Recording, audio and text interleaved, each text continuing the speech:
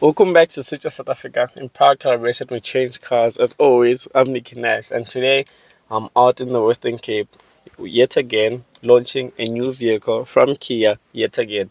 So, as much as I say it's a new vehicle, it's basically a second facelift. So, I'm out in the Western Cape for the Kia Picanto launch. This is the second facelift for the vehicle. So, if you click the pop-up banner and head over to the pop-up banner, you'll see that I had a Kia Picanto in the year 2021 X line.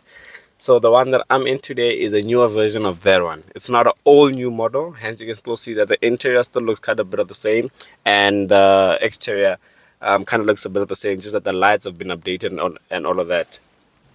And keeping this launch video short and sweet, just like how the sweet the Picanto is. I know that's cheesy, but you know how I did this. I'm going to tell you about the extra look of the vehicle, intro look of the vehicle, and the cost of the car, because it's actually quite a topic in this for me here. But you guys will tell me what you guys think.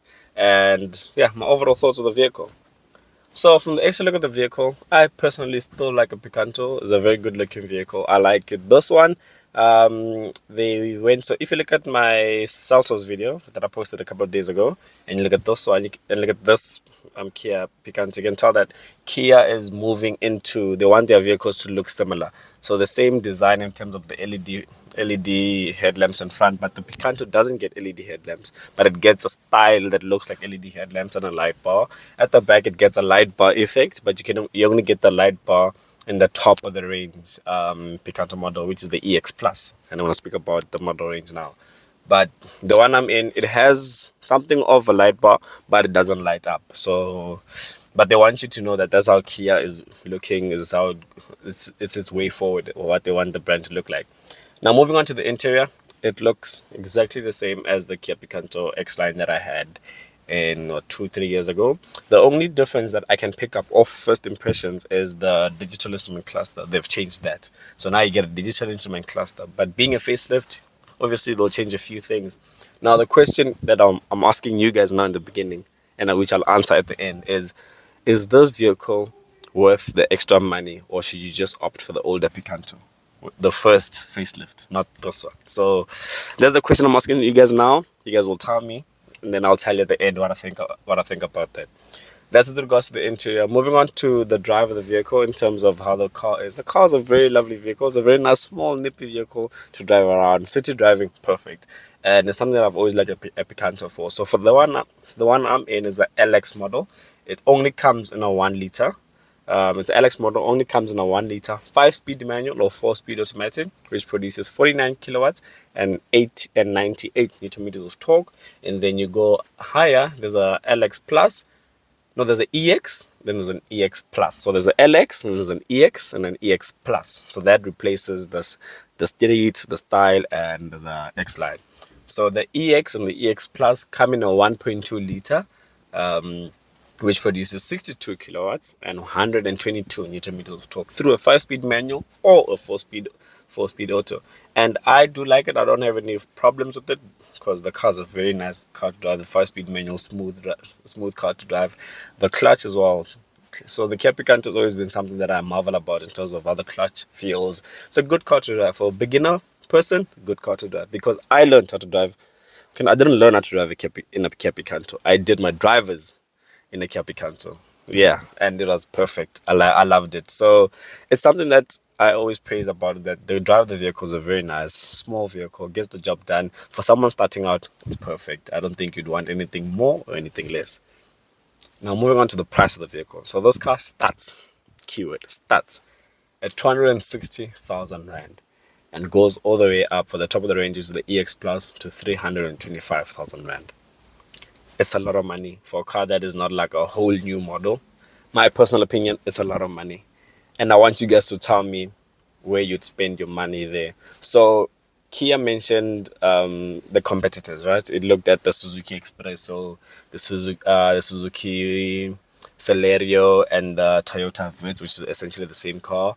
They looked at the Renault Kwid, and they mentioned a car that I was going to mention in this video, but I'm going to mention, but they mentioned it first, which is the Polo Vivo. And as much as the Polo Vivo is an outdated model, right, in terms of features and all those stuff, but the Polo is a very good vehicle. Value for money.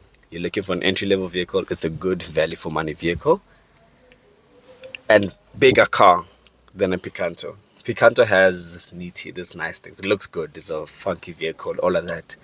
And a lot of things come as standard in terms of spec-wise on the Picanto, whereas on the Vivo you option out certain things. But the pricing is what kind of gets to me with the Picanto. So for I personally, you give me 260,000 rand, I am instantly like when they were telling us the price, the first thing that popped into my mind was a Polo Vivo, was a Suzuki Swift, was those are the vehicles that immediately popped into my mind, you know. And when you go to 325,000 rand, that is a lot of money as well. And my mind is still at a Polo Vivo. Mind you, if you go back, well, the link will be in the description box below. Remember, we had a test. We, as Switch of South Africa, and you guys, my audience, we had a Polo Vivo GT on test, and that was priced at around 340,000 rand. So, my mind as a petrol head or as a lover of cars, you give me 325,000 rand, I am not going to go and buy a Kia Picanto. I'm going to look for a demo model or second hand Polo Vivo GT, which I will get. So that's how my mind is structured. But that's just me. My question to you guys, are you guys like that? Are you guys going to do the same thing as me? Or you want the Picanto because you love the Picanto? Because there's people that I know that have bought the Picanto because they love it. And if you really do love the Picanto, go for it. If you really do love the Picanto but you don't have the money, and this is where my question that I asked in the beginning comes in, is this worth it compared to the previous one? I personally, I'd say take the 260,000 rand, go to the Change Cars website. You will see a Kia Picanto X line, which goes for 260,000 rand, which has less than 15,000 Ks on it. So basically, more car, less money, just more mileage. Those are the questions that will pop into your mind. So speaking about total cost of ownership for the Kia Picanto, if you finance the vehicle over a period of 5 years, which is 60 months, for the entry level, which is the 260,000 rand one, you're looking at paying 5,800 rand, and that's before insurance, before petrol. So overall, for the Picanto, you're gonna be looking at paying anything between 7 and 8,000 rand monthly, depending on the type of person buying the vehicle and fuel. So yeah, I've given you my quick thoughts about the Kia Picanto. You guys tell me what you think about the car. Would you spend this amount of money or would you look elsewhere? I'll see you in the next one. You guys know what we do this side. I'm Nicky Nash in proud collaboration with Change Cars. I hope to see you on the next one.